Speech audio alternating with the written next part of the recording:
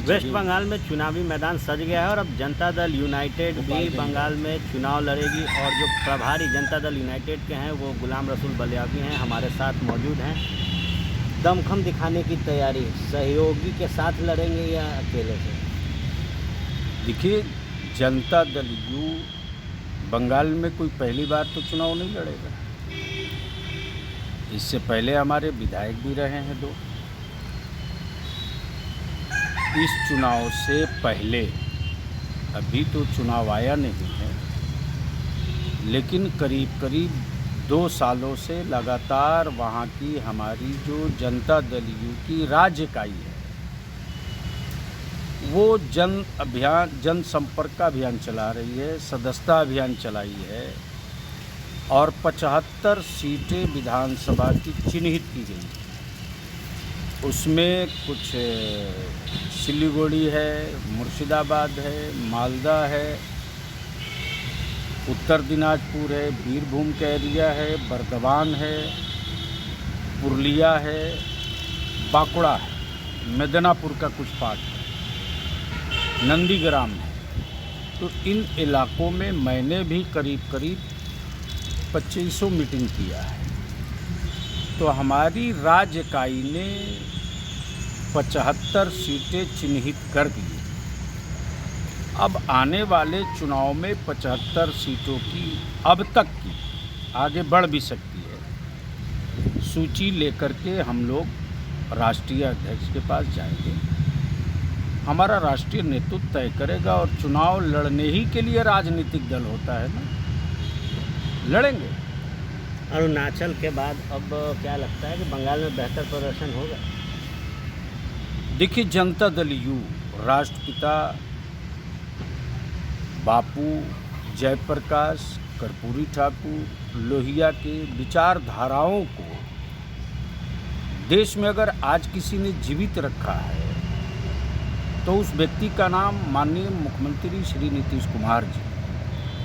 और हम अपनी विचारधारा, पार्टी की विचारधारा, नेता की आइडियोलॉजी और जो बिहार में कार्य किए सभी तबके का, सभी वर्गों का, सभी क्षेत्रों का, ये भी वहाँ के लोगों के सामने है। और बंगाल में मोस्टली वो इलाके, वो एरियाज जहाँ हमारे बिहारी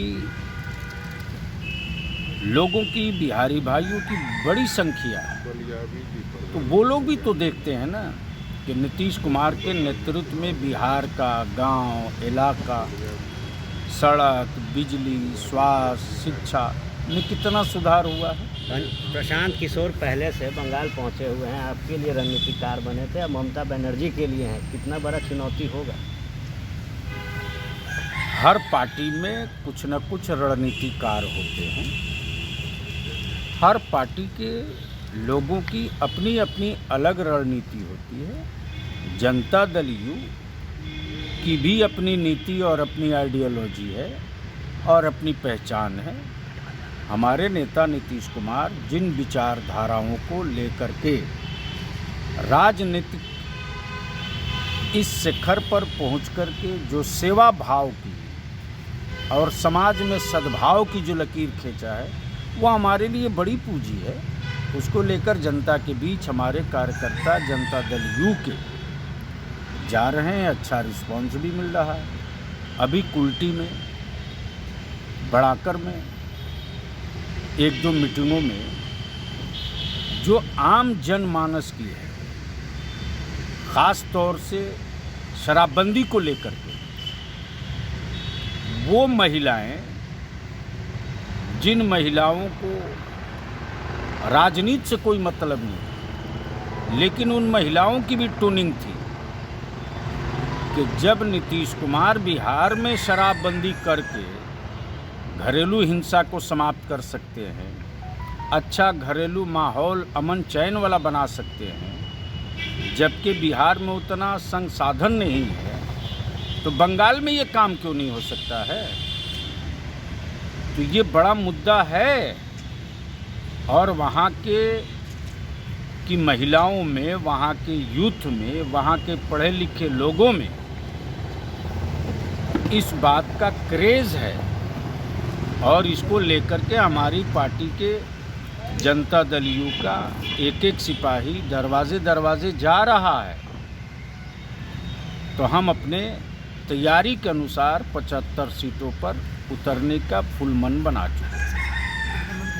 जदयू थर्ड फ्रंट की भूमिका में रहेगी या बिहार के सहयोगी दल के साथ या फिर जो सत्ता में है उनके साथ? देखिए, बिहार में ही हमारा सिर्फ गठबंधन है।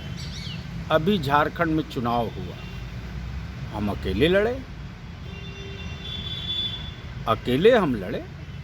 पॉलिटिकल पार्टी है, चुनाव नहीं लड़ेगी तो पार्टी का विस्तार कैसे होगा? तो चुनाव तो लड़ेंगे ही। अब झारखंड में जो चुनाव हुआ,